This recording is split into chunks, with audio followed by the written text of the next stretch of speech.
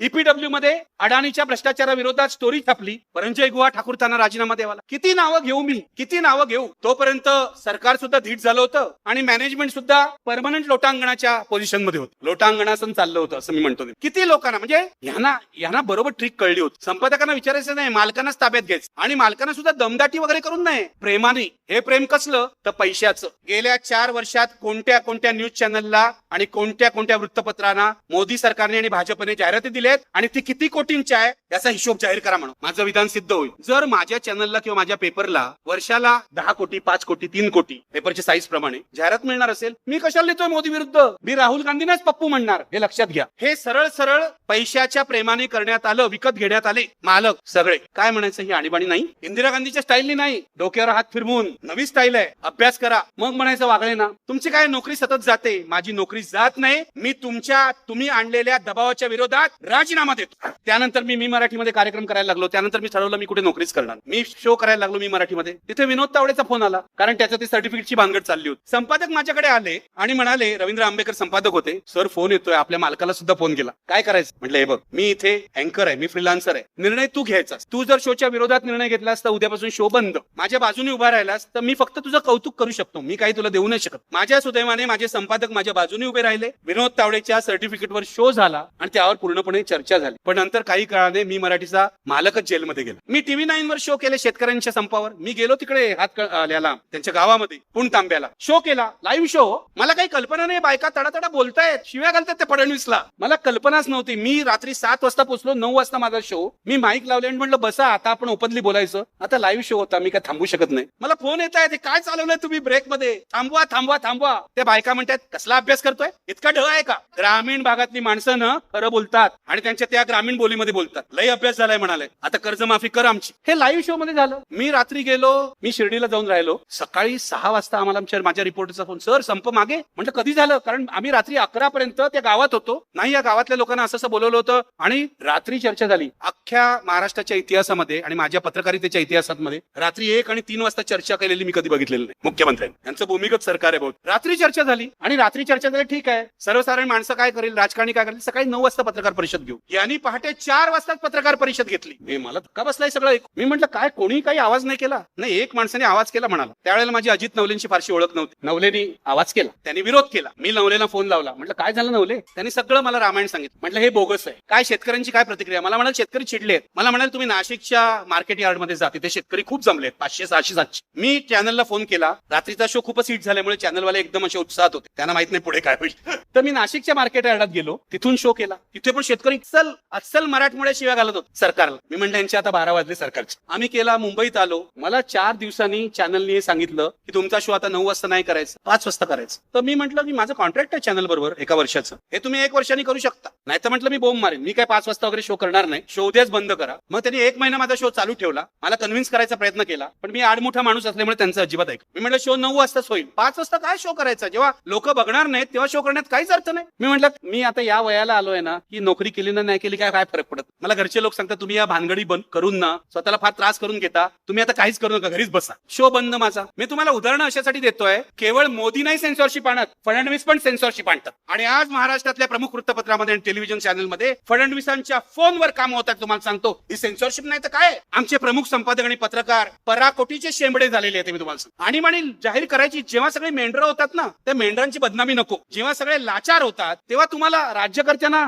काही नाही हो, जोडे उचलणारी माणसं मिळणार. त्यांना आणीबाणी जाहीर करायची गरजच नाहीये. आणि हे प्रत्येक क्षणाला होत आहे. नंतर निवडणुका झाल्या, विधानसभेच्या निवडणुका झाल्या, महापालिकेच्या निवडणुका झाल्या. प्रत्येक चॅनलला आणि ह्याला आपल्या वृत्तपत्राला किती पैसे मिळाले बघा, कोटीत पैसे मिळतात, कोटीत. मोदींनी दिल्लीमध्ये आपल्या पत्रकारांचा गट जमवलाय. फडणवीसांनी हे त्यांचे क्लोनच आहेत. त्यांनी हात वर केला, हे हात वर करतात. फडणवीसांनी वर्षावर पत्रकारांचा गट बनवलाय. त्याच्या आधारे ते मीडिया मॅनिप्युलेशन्स करतात, पूर्णपणे मीडिया मॅनिप्युलेशन्स करतात. ही आणीबाणी नाहीये माझ्या मते, ही अघोषित आणीबाणी आहे. माझे एकदा रामगोवांशी वाद झाला. मी एक लेख लिहिला, पुण्य जेलपासून वाजपेयीला काढल्यावर कशी अनडिक्लेअर इमर्जन्सी आहे. ते म्हणाले अजून इमर्जन्सी आली नाहीये, आपल्याला जेलमध्ये टाकलेलं नाही. मी म्हटलं आपल्याला टाकायला पाहिजे का जेलमध्ये, एवढंच आता शिल्लक राहिलेली आहे. आणि उद्या जर मला त्यांनी जेलमध्ये टाकलं तर हा पत्रकार म्हणून नाही टाकणार, मी तुम्हाला सांगतो काय म्हणून, अर्बन नक्सल म्हणून टाकतील. प्रत्येक आपला विरोधक हा नक्षलवादीच आहे. यांनी नक्षलवादी वाचलेलं नाही, यांनी गोळवळकर पण वाचलेलं नाही. मुद्दा असा आहे, एवढ्यावर सगळं सांगत नाही, थांबत नाहीये. काँग्रेसच्या काळात सुद्धा दबाव येत होता, पण मी काँग्रेसचा टीकाकार आहे, पण मी काँग्रेसला एका बाबतीत मार्क देईन. त्यांनी कधी आमच्या नोकऱ्यांना हात नाही लावला. त्यांनी दबाव आणला, एक दोनदा फोन केले, नाही म्हणत आहे म्हटल्यावर म्हणाले घरी या, चहा प्या, जेवायला या वगैरे. काँग्रेसवाल्यांची पद्धत वेगळी आहे. शरद पवार किंवा काँग्रेसवाले नेहमी चहाला बोलवतात किंवा जेवायला बोलवतात. शरद पवारांनी बारामतीत जेवायला बोलवलं की मी खूप सावध होतो.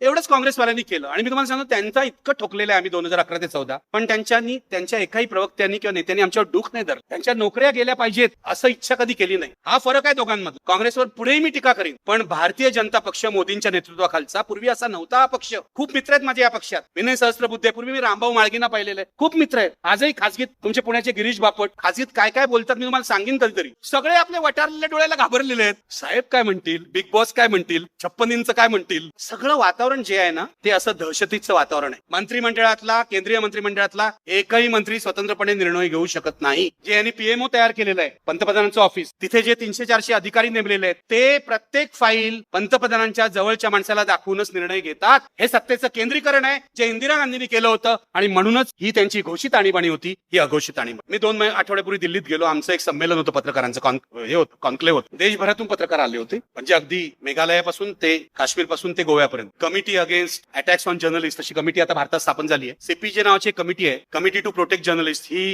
इंटरनॅशनल कमिटी आहे, तिने पुढाकार घेऊन भारतात सुद्धा केलेली आहे. त्या बॅनर खाली आम्ही एकत्र आलो. मी तुम्हाला सांगतो, एक एक कथा मी ऐकल्या, आपल्याला काहीच माहित नाही. मी तुम्हाला सांगतो, शिलॉंग टाइम्स म्हणून पेपर आहे मेघालयामध्ये, शिलॉंगमध्ये. पॅट्रिशिया मुकिम नावाची बाई तिची संपादक आहे, जिला पद्मश्री सुद्धा मिळालेली आहे. तिने खाण धंद्यातल्या भ्रष्टाचाराविरुद्ध बातम्या दिल्या, सिरीज केली. तिच्या घरावर पेट्रोल बॉम्ब फेकला.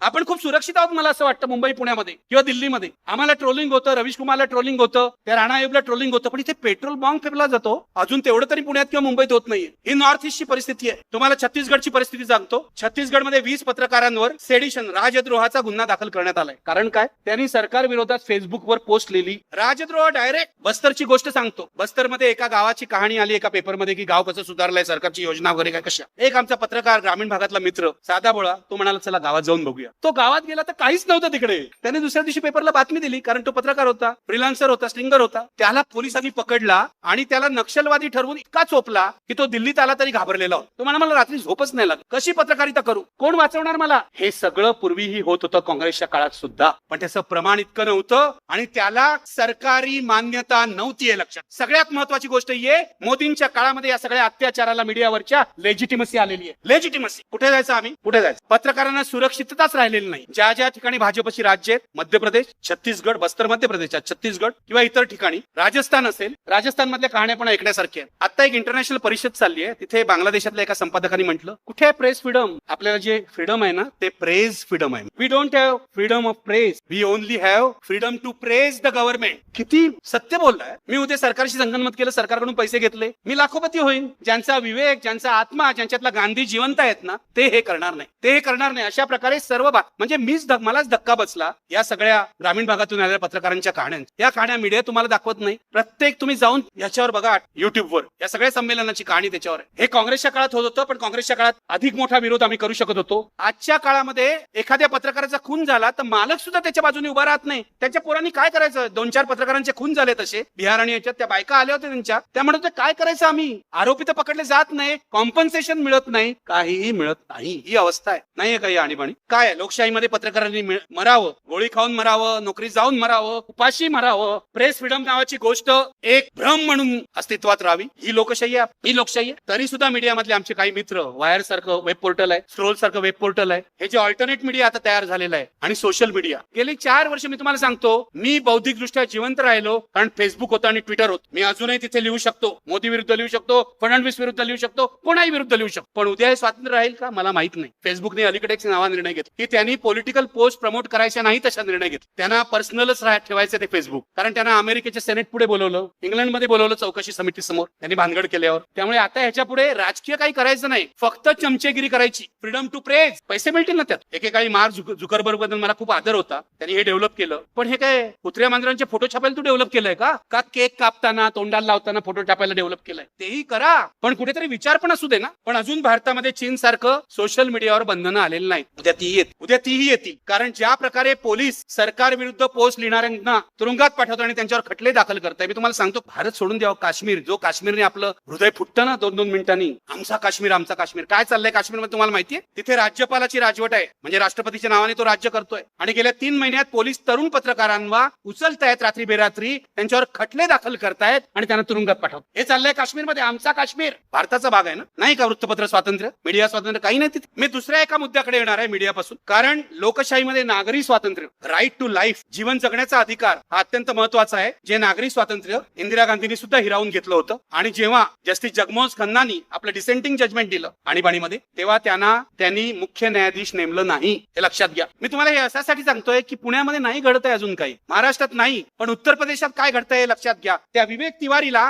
काहीही चूक नसताना गाडी थांबवली नाही म्हणून गोळी घालतो उत्तर प्रदेशातला पोलीस, आणि दुसऱ्या 4 दिवसानंतर पोलीसच काळ्या फिती लावतात कारण त्या कॉन्स्टेबलवर कारवाई केली म्हणून. विवेक तिवारी हा ऍपल नावाच्या बहुराष्ट्रीय कंपनीमध्ये एक्झिक्युटिव्ह होता, आणि हा आक्षेप खराच आहे की तो तिवारी होता, तो बहुराष्ट्रीय कंपनीत होता, तो एक्झिक्युटिव्ह होता, म्हणून त्याला घातलेल्या गोळी, आणि तो भाजपचा समर्थक होता. त्याची बायको म्हणते आम्ही मोठ्या उमेदीने मोदींना आणि या आदित्यनाथला मत दिलं आणि आम्हालाच गोळी खावी लागली. काय करायचं? पण मी तुम्हाला एक गोष्ट सांगणार आहे जी महाराष्ट्रातल्या लोकांना ज्या फारशी माहित नाही. तुम्ही वायर ह्या वेब पोर्टलवर जाऊन वाचा. योगीच्या राज्यामध्ये गेल्या वर्षभरामध्ये 100हून अधिक एन्काउंटर झालेले. जेव्हा एन्काउंटर गरीबाचं होतं, दलिताचं होतं, बहुजनाचं होतं, आदिवासीचं होतं, तेव्हा नाही मीडिया आमचा ओरडत. मी जातीवर जात नाही, पण माणूस उच्चवर्णीय असेल, माणूस बहुराष्ट्रीय कंपनीत मोठ्या पदावर असेल तर मीडिया आक्रोश करतो. हे अनुभवाने दिसलेलं आहे. 100 लोकांना मारलंय, त्याच्यामध्ये दलित आहेत, मुसलमान आहेत, पण हे मूलतः गरीब आहे. ते लक्षात. कुठे होता मीडिया? जर ह्यांना मारलं तेव्हा आवाज उठवला असता ना, तर विवेक तिवारी आज जिवंत असता. कुठे आहे राईट टू लाईफ? कुठे आहे नागरी स्वातंत्र्य? 100 लोकांना तुम्ही एन्काउंटर मध्ये मारता. मी 300 एन्काउंटर बघितले मुंबईमध्ये. अभिमानाने सांगायचंय, तो तुमचा नाना पाटेकरचा सिनेमा आला ना, अब तक 56. या देशामध्ये ज्यांना अक्कल नाही ते लोक विचारवंत आणि कलावंत म्हणतात. हाच तर प्रॉब्लेम. 300 एन्काउंटर मुंबई पोलिसने केली होती. छगन भुजबळ गृहमंत्री होते, त्यानंतर गोपीनाथ मुंडे होते. दोघंही अभिमानाने सांगायचे आम्ही 300 गुंडांना मारलं. मी एक दिवस पोलीस कमिशनरना विचारलं, हे मेलेले सगळे गुंड होते याचा पुरावा द्या आम्हाला. मला छगन भुजबळनी बंगल्यावर बोलवलं, गृहमंत्री होते, आमच्या काही पत्रकार मित्रांच्या मदतीने, आणि मला म्हणाले निखिल तुम्ही बोल नका त्याच्यावर. म्हटलं का बोल नका? रुपारेल कॉलेजच्या इथे एका तरुणाला मारुती व्याहात मधून खेचून काढून त्याला गोळी घातलेला मी डोळ्यांनी बघितलंय. हो, असे 300 लोकांपैकी किती निरपराधांना तुम्ही मारलेत? याचं उत्तर आपल्याला कधीच मिळालं नाही, कारण महाराष्ट्र हा पुरोगामी आहे. पण इथे तर 100 लोकांना मारलेत. माझं म्हणणं आहे नागरी स्वातंत्र्याचं हनन याच्यापेक्षा काय वेगळं आहे? नाही, ही आणीबाणी नाही, ही आणीबाणी नाही. 100 गरीब लोक मारले जातात. युद्ध चालू आहे का? चंद्रशेखर रावण, भीम आर्मीचा नेता, त्याला NSA लावून तुम्ही 1 वर्षापेक्षा अधिक काळ त्यांना तुरुंगात ठेवलं, आणि आता निवडणूक आल्यावर त्याच्यावरचे सगळे आरोप मागे घेतले. कुठे आहे नागरी स्वातंत्र्य? चंद्रशेखर कुठे आहे नागरी स्वातंत्र्य? मला हे तुम्हाला विचारायचं आहे. तुम्ही सगळे बहुसंख्य मध्यमवर्गीय आहात. मुंबई पुण्याच्या मध्यमवर्गीयांनी याची उत्तर दिली पाहिजे. अखलाक मेला तेव्हा नागरी स्वातंत्र्य कुठे गेलं होतं? या पुण्यामध्ये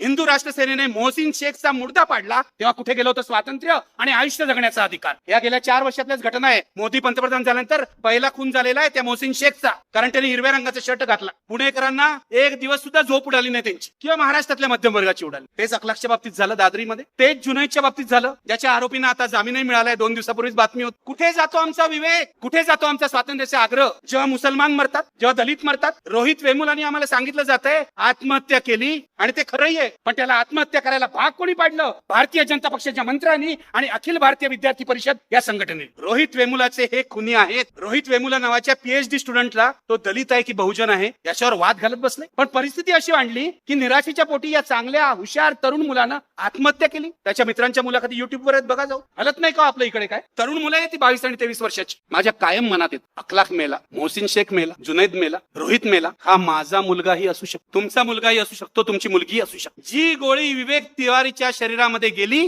ती गोळी तुमच्या आणि माझ्या शरीरात सुद्धा जाऊ शकते, कारण या देशामध्ये नागरी स्वातंत्र्याचं हनन झाले. जेव्हा मुसलमान मरतात तेव्हा आपण बोलत, कारण ते आपले नसतात. जेव्हा दलित मरतात तेव्हा आपण बोलत नाही. निदान स्वतः मरायची वेळ आली तेव्हा तरी बोला. माझी कळकळीची विनंती आहे. कधी कोणालाही गोळी घालू शकतात हे लोक. सत्तेचा माज यांना चढलेला आहे, सत्तेचा माज. ज्या देशामध्ये दाभोळकर, कलबुर्गी, पानसरे, गौरी लंकेश यांना दिवसा ढवळ्या गोळी घालूनही अजूनही काही खटल्याचा निकाल लागलेला नाही, अजूनही पूर्ण तपास झालेला नाही, त्या देशामध्ये कुणीही कोणालाही गोळी आंघोळी घालतो आणि सत्तेचं समर्थन असेल तर अधिकच ते भयानक. या खूनबाजीला लेजिटिमसी, सरकार मान्यता या सरकारने दिलेली. आणि जिथे नागरी स्वातंत्र्याचं हनन होतं ती आणीबाणी नाहीये. ठीक आहे, विचार करा. आणखीन एक गोष्ट तुम्हाला सांगतो. भीमा कोरेगावचं प्रकरण तुम्हाला माहिती आहे. महाराष्ट्रातील लोकांना फार सांगायला नको. आम्हाला आधी सांगण्यात आलं मनोहर भिडे म्हणजे संभाजी भिडे, त्यांनी आणि एक बोट, तो मिलिंद एक बोट, तो एक वाह्यात माणूस पुण्यामध्ये आहे. मी त्याला ओळखतो कारण तो अनेकदा माझ्या कार्यक्रमात आलाय आणि त्याचं काहीतरी डोकं बिथरलेलं दिसतंय मला. काय त्यांनी हे घडवलं, त्याला पकडलं, तो पळत होता. सुप्रीम कोर्टाने सांगितलं त्याला आधी अरेस्ट करा. त्याला वाचवण्याचा प्रयत्न केला या सरकारने, अरेस्ट करा. मग तो जेलमध्ये गेला, पण बेल मिळाला त्याला. बेल कोणत्या परिस्थितीत मिळाला, पोलिसांनी विरोध का नाही केला हे आपण बोलायचंच नाही. बेल मिळाला, ठीक आहे बाबा, तुझा अधिकार आहे. मी इथे फक्त अखलाकच्या स्वातंत्र्यासाठी लढत नाहीये. मी मिलिंद एकबोटेवर सुद्धा अन्याय होणार नाही म्हणून नागरी स्वातंत्र्याच्या बाजूने लढणार आहे. हे तुम्ही लक्षात. फेसबुकवर कोणीतरी भाजपचा समर्थक पोस्ट देतो आणि त्याला अटक करतात. कोणी समजली गोष्ट. मी त्याच्याही बाजूचा आहे, त्याचंही नागरी स्वातंत्र्य आहे, लक्षात घ्या. माझ्या विरोधकाचं सुद्धा स्वातंत्र्य, उच्चार स्वातंत्र्य असेल, नागरी स्वातंत्र्य असेल, हे टिकलं पाहिजे, हा माझा आग्रह आहे. मला तुम्हाला सांगायचंय तर ते एकबोटे आणि भिडे, त्यापैकी एकबोटे गेला आणि आला. भिडे तर गेलाच नाही, तो आंबे विकत बसला.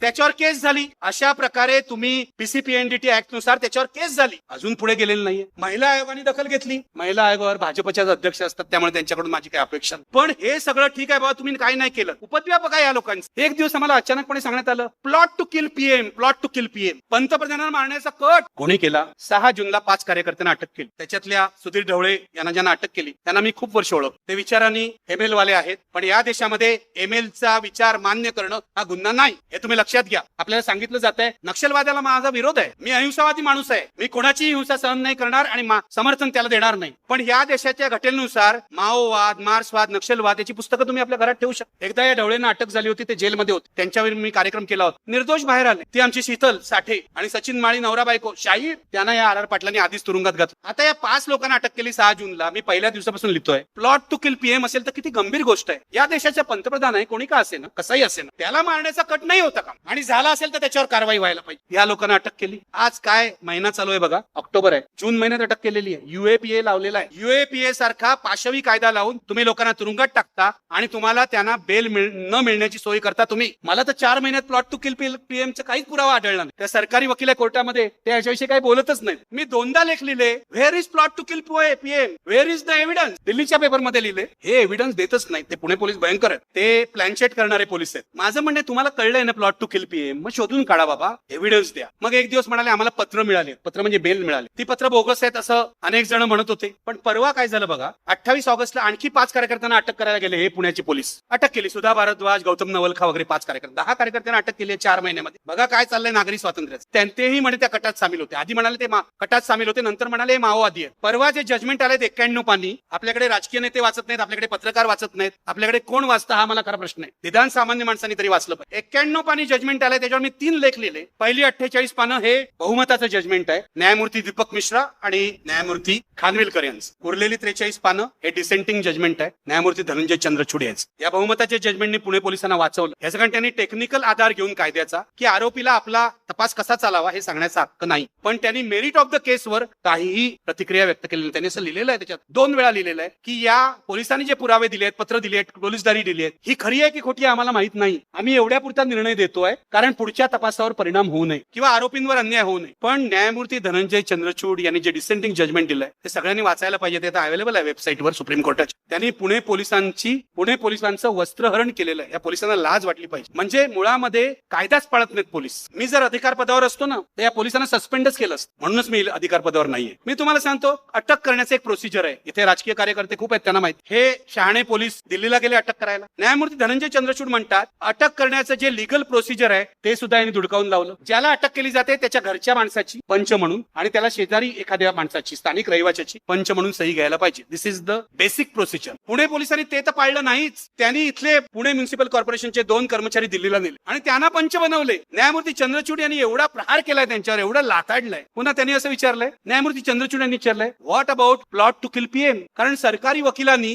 या केसचा प्लॉट टू किल पीएम शी काही संबंध आहे असं म्हटलंच नाही सुप्रीम कोर्टात. गंमत. सगळं सुरू झालं पंतप्रधान मारण्याच्या कटापासून. पण सरकारी वकील कोर्टात काय सांगतात? This case has nothing to do with plot to kill PM. आम्ही फक्त ते माओवादी आहात का शोधतोय. अरे जर पंतप्रधानांना मारण्याचा कट केला असेल आणि तुम्ही 10 लोकांना अटक केली असेल तर सुप्रीम कोर्टात एक शब्द तुम्ही बोलत नाही त्याबद्दल प्रहार केलेत न्यायमूर्ती चंद्रचूडनी. ते असं विचारतात पंतप्रधानांना मारण्याचं कट ही गंभीर गोष्ट आहे, तुम्ही साधा इंडिपेंडेंट FIR दाखल केला नाही. पुणे पोलिसांनी, हे पोलीस आहेत की कोण आहे, म्हणजे हे मी तुम्हाला सांगतो, विवेक तिवारीला गोळी घालणारा पोलीस कॉन्स्टेबल आणि हे अशा प्रकारे कायद्याचा अपमान करणारे पोलीस एकच आहेत. यांनी फक्त गोळी घातली नाही, उद्या पुण्यात असं काय घडलं ना तर मला सांगू नका. घडणार. जेव्हा पोलीस मदमस्त होतात, त्यांना वाटतं आपलीच सत्ता आहे आणि आपल्यावर कुणाचाही अंकुश नाहीये, तेव्हा पोलीस हे सैतानापेक्षा वाईट वागतात. हा इतिहास. कुठे आहे प्लॉट टू किल पीएम? तुम्ही 10 मान्यवर कार्यकर्त्यांना अटक करता, त्यांना तुरुंगात टाकायचं म्हणतं. सुप्रीम कोर्ट आहे म्हणून हे कार्यकर्ते अजून तुरुंगात गेले, उरलेले 5 ते हाऊस अरेस्ट मध्ये आहेत. त्यापैकी गौतम नवलखाना तर बेलही दिला हायकोर्टाने आणि ते सुटलेही. उरलेले कार्यकर्ते सुटतील, थोड्या दिवसात बातम्या येतील बघा तुम्ही. सुप्रीम कोर्टापुढे पुणे पोलिसांनी सांगितलं या कार्यकर्त्यांची कस्टडी आम्हाला द्या आणि आम्हाला चौकशी करायची. सुप्रीम कोर्टाने हे फेटाळून लावलं. त्यांनी सांगितलं they will remain in house arrest for next 4 weeks. कारण सुप्रीम कोर्टाने असं सांगितलं की या कार्यकर्त्यांना इतर काही लिगल रेमेडीज जर करायच्या असतील, इतर काही कायदेशीर उपाय करायचे असतील, म्हणजे खालच्या कोर्टात जाणं, हायकोर्टात जाऊन बेल मिळवणं, हे ते करू शकतात. सुप्रीम कोर्टाने त्यांच्या नागरी स्वातंत्र्याचा दरवाजा उघडा ठेवला. बहुमताच्या जजमेंटनी सुद्धा.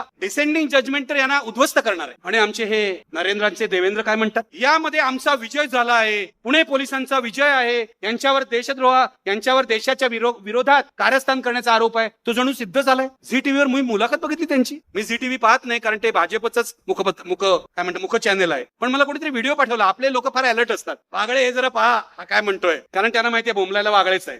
कसला विजय आहे? लाज वाटली पाहिजे जे लाथाडलंय तुम्हाला. तुमची मागणी होती पोलीस कस्टडी द्या, तुम्हाला दिलीच नाही पोलीस कस्टडी आणि तुम्ही म्हणता विजय. विजय अशासाठी म्हणतात की सुप्रीम कोर्टाने सांगितलं की या आरोपींना आम्ही सोडू शकत नाही, त्यांना लिगल रेमेडीज करावी लागेल खालच्या कोर्टात जाऊन, खालच्या कोर्टात. आणि हे म्हणतात आमचा विजय. इतके खोटारडे राज्य करत कुणाकडून ट्रेनिंग घेतलंय का? तुमच्या संघाच्या शाखेवरच खोटारडेपणाचं ट्रेनिंग मिळेल. कुमार सप्तर्षी अधिक सांगू शकतील कारण संघाचा अधिक मोठा अनुभव. खोटारडे. आणि तो अमित शहाकडून काय अपेक्षा मी करत नाही, कारण हा माणूस पूर्णपणे गुंड प्रवृत्तीचा आहे. त्यामुळे तो राष्ट्रीय पक्षाचा अध्यक्ष झाला तरी मला त्यांच्याबद्दल आदर नाही. त्यामुळे ते आधी बोलले, नंतर हे देवेंद्र बोलले. मला देवेंद्र फडणवीसाबद्दल एक थोडासा सॉफ्ट कॉर्नर पूर्वी होता. मला वाटत होता हा माणूस निदान सभ्य तरी असेल, पण नाही सभ्य. माणूस गोरा दिसला, गुटगुटीत असला म्हणून सभ्य आहे असं गृहीत धरता येत नाही. हे लक्षात घ्या. हिटलर सुद्धा विनोदी दिसायचा, माहितीये तुम्हाला? विनोदी दिसायचं. चार्ली चॅप्लिनने त्याची छान नक्कल केली ग्रेट डिक्टेटर मध्ये. तेव्हा माणसाच्या फेस व्हॅल्यूवर जाता येत नाही. तुम्ही अशा प्रकारे कार्य करता. आणि मी तुम्हाला अनेक केसेस दाखवेन. चेन्नईतल्या केसेस बघा. आपल्या दक्षिण भारतात काय, त्या स्टरीलाइटच्या विरुद्ध आंदोलन करणाऱ्या कार्यकर्त्यांना 50 दिवस UAPA. यांचं पूर्वी कसं आणि म्हणजे मिसा होत, मिसा. त्याच्यानंतर पोटा आला. हल्ली UAPA आहे, unlawful activities prevention act. Unlawful काय हे ठरवणार,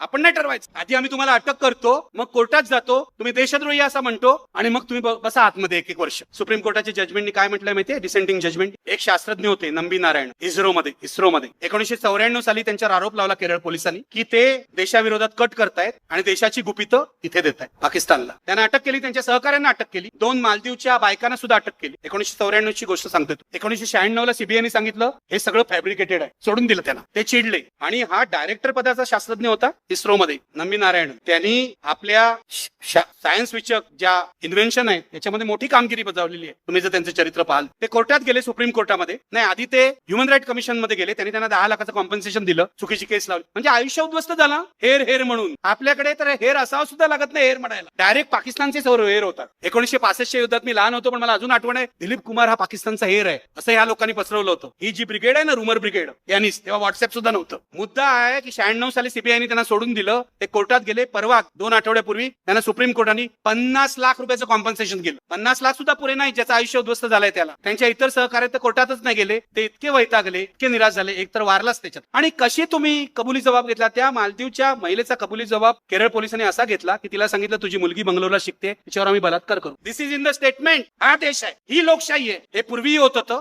आज अधिक मोठ्या प्रमाणावर होत. केरळमध्ये तेव्हा मार्क्सवाद काँग्रेसचं राज्य होतं. मुख्यमंत्र्याला राजीनामा द्यावा लागला. नंतर मार्क्सवाद्यांचं राज्य आलं. पण आजच्या 10 अटका जे झाले त्या आमच्या मोदी साहेबांच्या राज्यात झालेले. उद्या हे सगळे निर्दोष सुटले, त्यांना कोण कॉम्पन्सेशन देणार आहे? रस्त्यावर पडलेले लोक असतील, सर्वसामान्य माणूस असेल, साधा भोळा भिकारी चिंध्या घालणारा माणूस असेल, तरी सुद्धा तुम्ही त्याला अशा प्रकारे अटक करू शकत. आणि एन्काउंटर मध्ये कुणालाही मारण्याचा अधिकार पोलिसांना. तुम्ही त्यांना अटक करा, गुंड असेल तर शिक्षा द्या. तुम्ही त्यांना गोळी घालून मारू शकत. मध्यम वर्गाला एन्काउंटर्स खूप आवडतात. जेव्हा मध्यम वर्गाची होऊ लागतात ना विवेक तिवारी सारखी, तेव्हा मग घाबरत. बेबंद सत्ता सत्ताधाऱ्यांच्या हातात आली तर त्या सत्तेचा दणका तुम्हाला व्यक्तिशः बसतो, हे लक्षात घ्या. या अघोषित आणीबाणीमध्ये तुम्हाला जेलमध्ये नाही पाठवणार, तुमचं एन्काउंटर केलं जाईल. UAPA लावून लावून तुम्हाला तुरुंगात टाकलं जाईल, माध्यमांचा आवाज बंद केला जाईल, पोलीस पूर्णपणे प्रबळ होतील आणि मग जे जे लोक आपला हक्क मानताय या देशातला शेतकरी, म्हणजे आय कांट इमॅजिन इट, 2 ऑक्टोबरला शेतकरी एवढा मोठा लाखांचा मोर्चा घेऊन दिल्लीत येतात आणि तुम्ही त्यांच्या लाठीचार्ज आणि अश्रुधूर आणि काय काय करता. अरे 2 ऑक्टोबरची तरी लाज बाळगा. माझं तर म्हणणं आहे या देशाला जेवढी स्वच्छ भारताची गरज आहे तेवढी सत्य भारताची सुद्धा गरज आहे.